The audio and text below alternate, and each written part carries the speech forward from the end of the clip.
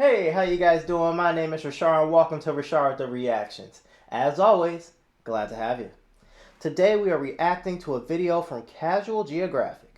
Why elephants don't think you're cute.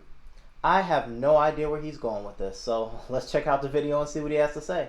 But before we do that, go ahead and hit the like button for me, hit the subscribe button and notification bell so you can always see when I'm posting, and also don't forget to let me know what you think of this video down below. Alright. Let's dive on in. お前はもう死んでいる。何? The average person lies about 1 to 2 times a day, 1.65 to be exact. The average person can also expect to be lied to anywhere from 10 to 200 times in the same amount of time. And if you have internet, which you obviously do, because how else would you be here? Most of those lies probably come from behind a screen. And these days, it really doesn't matter what you say. As long as you say it with confidence, a small group of people will believe you. Like if I say that coconuts can technically be classified as mammals because they have hair and produce milk and say it with my whole chest, at least one person's gonna pause this video and think about it. And it seems like every week I get tagged in a video of some guy saying the T-Rex was actually a dragon with wings or Megalodon is still somehow alive. When the truth is, T-Rex didn't have wings, a 60-foot shark isn't hiding from the world in the bottom of the ocean, and there are no hot singles in your area just dying to meet you. The worst lies are the ones you tell yourself. There's a lot of alternative facts out there, so I'm going to talk about the most common and the most entertaining ones that I get asked about. Some of these might be obviously made up, others I may or may not have believed at one point. Either way, someone's feelings are definitely going to get hurt with this first one. So it's a known fact that elephants find us cute. And we know this because the parts of an elephant's brain that are engaged when one sees a human are the exact same as when a human sees a puppy. Meaning elephants see us the way we see puppies. Except it's not true, and for 3 good reasons. Number 1, there ain't an MRI big enough. Not to mention the elephant would have to be awake and fully conscious just for us to be able to prove it. Meaning everyone in that entire room would be 1 5-ton temper tantrum away from getting crossed off the census. Number 2, elephants have every reason to find us the opposite of cute. It's bad enough they're forced to share an area code with some of the most dangerous things alive. But add the fact that humans put an estimated 55 elephants on a shirt, not every week, but every 24 hours. Elephants finding us cute would be like if people found Ted Bundy cute. And that would just be ridiculous. Someone feels called out and they should be. And number 3, and when I tried to figure out where this fact even started, it turns out it came from a Twitter post back in 2017. And it also turned out that she got that fact from Tumblr, and disclaimer, it's not going to be the only fact we get from there. Long story short, if elephants actually found us cute, the global census would be at least 500 names heavier. But there's nothing cute about this next video. What is that? So, probably have some thoughts. The thing is, that exact clip will go viral once every couple of months. And one of the top comments is always the same. It's some guy saying camels spit their stomachs out their mouths to cool off and 1,000 people having a panic attack over it. The truth is, any camel with his stomach ejected from its body isn't a camel. It was. You're looking at one less sand donkey in the world. What it actually is an organ called a doula. It's an inflatable extension of the upper palate that the male will flex to get a female's attention. Because that's really what it's all about. And as camels go deeper into rut, they'll even start foaming at their mouth to really show the world what type of time they're on. That and the flesh balloon dangling from its mouth is basically a Batman symbol for camels that want to prove that hump isn't just something on its back. It can be a verb and it can also be a desire. Also, I know what you're thinking. I know. You might have even commented it already, so I'm just gonna say it. No, you can't pop it, and yeah, you should be on the list for even asking. But SparkNote's version, that's not a camel showing you its stomach, that's a camel that wants to get into Surprisingly, I did not think that. And it's not even the first time something like this has gone viral. And that's because pelicans exist. Specifically, this picture exists, along with the thousands of people who genuinely believe pelicans will spit their spines out in a way to cool off in the heat. It started as a meme that people will now defend to the death like religion. What they're actually doing is a lot less dramatic. The truth is, this pelican is just yawning.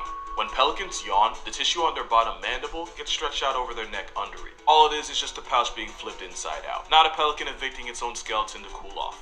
What this flying trash disposal actually does to cool off is gullet fluttering. It's pretty much the bird version of panting. It works by exchanging the hot air from the throat and lungs with the cooler air from outside. Birds like pelicans can avoid overheating, without also having to negotiate half their spine. Cause trust and believe me when I say this, pelicans are demonic enough on their own.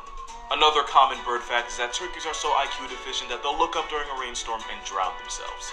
And then somebody will tell you it's true because their neighbor's dog's grandmother knew someone whose turkeys became a hashtag that way. First of all, turkeys aren't that stupid. Domestic turkeys?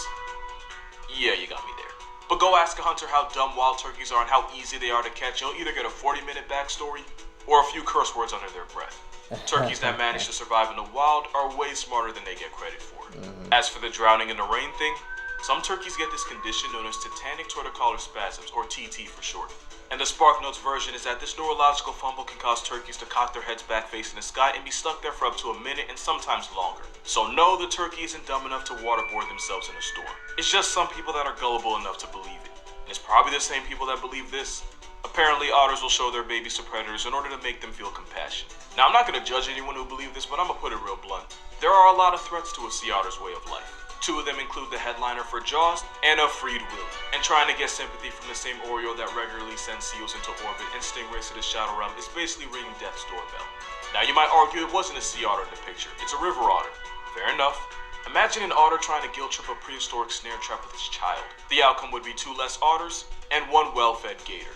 Facts like this only go viral when people take human traits and try to put them onto animals. And this is coming from the guy who regularly refers to a killer whale as an oppressive cookie. Because in the wild, morality gets you 404 to put on someone else's 444. Which is why otters are much more likely to sacrifice their own child than use them as a sob story for a coyote. And speaking of babies, you probably heard as a kid how you should never touch a baby bird because then you'll get your scent on the chick and cause the mother to reject it. And that's not true for a very simple reason. Most birds have a poor sense of smell. The average bird wouldn't even be able to tell if you had touched your chick or not. Especially since birds don't identify their chicks by smell, they go by sight and sound. Now, the reason you shouldn't touch one is because if mama bird suspects that her nest has been disturbed in any way, she'll abandon them altogether. Why risk your life raising a family when you can always make a new one? Also, the baby bird might not even need your help, because oftentimes it's a fledgling that people are trying to save. Not knowing that fledglings are perfectly fine on the ground or are probably being supervised by parents nearby. But if those parents did because they see you manhandling their child, then the only thing you helped that baby was become an orphan. Basically, you'd be rescuing that bird the same way the dentist rescued Nemo.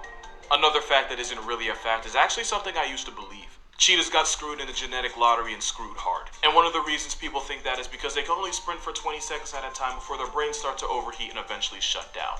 Cheetahs are a genetic fumble and nothing will change my mind about that. But cheetah hunts don't end fast due to overheating.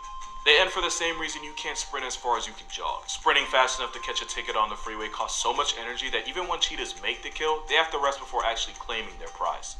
And the ironic thing is, in experiments where cheetah body temperatures were taken, they were slightly higher after a successful hunt compared to when they went home hungry. But it probably didn't have to do with the actual running. It probably had everything to do with the stress of knowing they're just one rogue leopard or a clan of hyenas or even a disrespectful vulture away from having sleep for dinner. That wasn't a joke, by the way. Researchers now believe that cheetahs get anxious at kills for the simple fact that they can get their pockets picked at any time. That nervousness can cause the temperature to rise. But cheetahs don't actually overheat like an old school Dell monitor. They get more heated over the mental stress of keeping their lunch than the physical stress of actually catching it. And the myth started from an experiment where Harvard scientists took cheetahs from captivity, put them on a treadmill, and then plugged up their south side with a thermometer. And before you say anything, we've done some weird things in the name of science, and that wouldn't even crack the top 10. But all it did was convince the world that cheetahs factory reset themselves if they run too long. Still pretty weird. Don't get me wrong, they're still low tier, but they're not that bad. Another thing people swear is fact is this one right here, and I'll admit it. Knowing what I know about these tuxedo turkeys, I normally wouldn't put it past them. But two things. One, this gif is fake.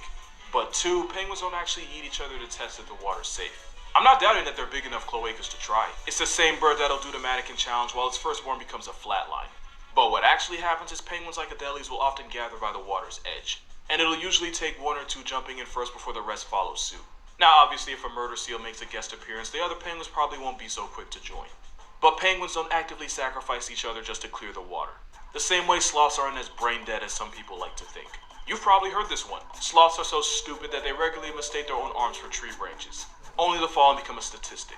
Except not only is it not true, the myth itself came from The Hitchhiker's Guide to the Galaxy by Douglas Adams, and that fact was based on a one-time event Douglas experienced with a baby sloth.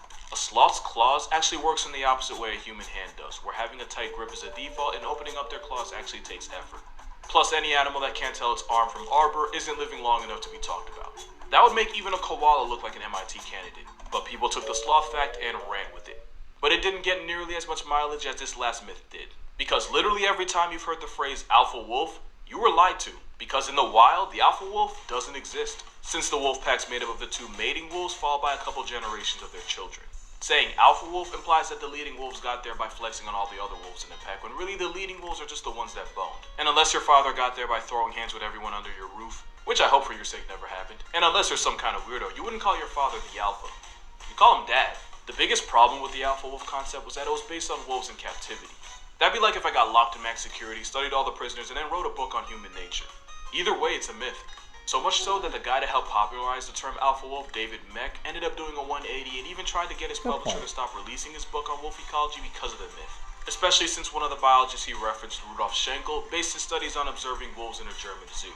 And in poorly constructed zoo habitats, wolves will behave with more self-preservation than wolves in the wild, since the wolf's natural strategy revolves around propping up the weaker, youngest members. Long story short, when you put a bunch of random, unrelated wolves behind a fence, they're gonna start acting different. Not unlike humans in max security. Because I think we can all agree whatever goes down in prison doesn't represent people in general.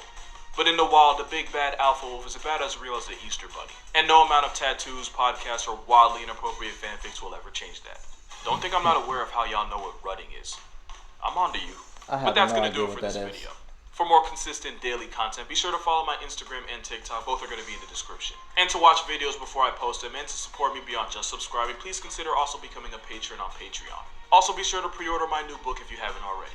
Got all my plugs out the way, so be sure to drink water, hug your mother. Don't hug an elephant, unless it asks you first. And I'll see you in the next one. So he's just debunking some myths that we believed about animals. Okay, that's cool. The weirdest one for me, though, was the camel. And see, this just proves how cruel nature can be, right? Nature could have given camels anything to be their flex, but they choose the doula for the camel. So when the male camel sees a female camel, he has to look at her and go, hey, let me talk to you for a minute. You know, I saw you over there at the water hole and I just had to get to know you. I want to show you something. Check out my doula. That just shows how cruel nature can truly be. Alright, that's today's video. Thanks for watching, guys. And until next time, have a good day.